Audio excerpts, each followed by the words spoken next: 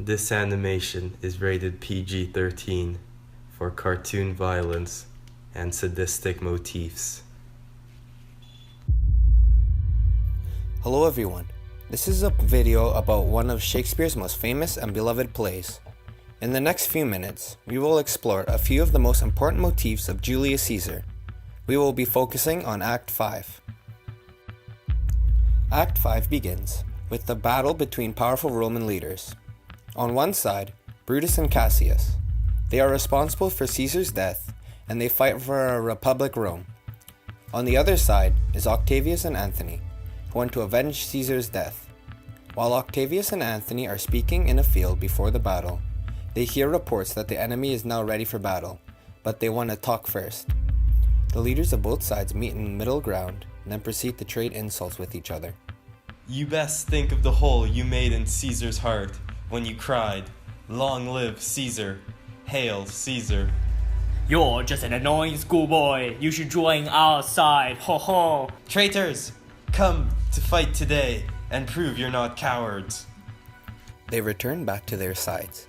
Cassius then tells his men that it is his birthday and informs them of his observation of how the eagles that were following him earlier have left and have been replaced by ravens and crows. Cassius believes this indicates that their future looks grim and uncertain. Cassius goes to talk with Brutus about how if they lose the battle, they will never see each other again. Brutus replies that this day must end that work the Ides of March begun.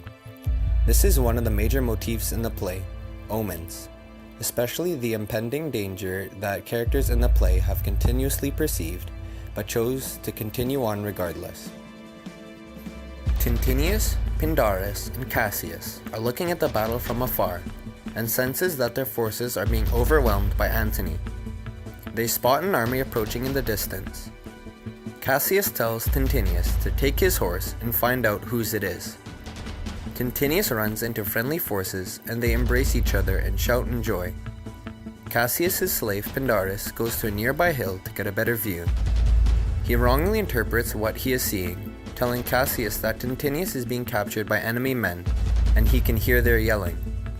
Cassius, saddened and demoralized, asks Pindarus to kill him, desiring an honorable death. Misinterpretation is another major motif in Julius Caesar. Cassius' death is not the only instance of misinterpretation, because like Cassius, Caesar dies after failing to perceive the truth. This misinterpreted event leads to more death, as Tintinius kills himself upon finding Cassius' body. While this is happening, Lucilius, acting as Brutus, is captured by Antony's men and brought before Antony, who recognizes Lucilius. Antony orders his men to go find the real Brutus. Brutus is with his few remaining men. They urge him to flee. Instead of listening to them, Brutus says Caesar's ghost has appeared to him 2 times. He believes his and Cassius' defeat is the work of Caesar's ghost, and that it is his fate to die today. Fate is another motif in this play. Brutus then asks one of his men to stay behind and hold his sword so that he may impale himself with it. In his dying breath, he declares that in killing himself, he acts on motives twice as pure as those which he killed Caesar, and that Caesar should consider himself avenged. Antony, followed by Octavius, Messala, and Lucius, find Brutus's body.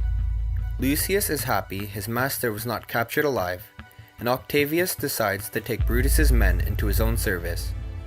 Antony then speaks over the body, stating that Brutus was the noblest Roman of all. While other conspirators acted out of envy of Caesar's power, Brutus acted for what he believed was the common good, and that Brutus was a worthy citizen, a rare example of a real man.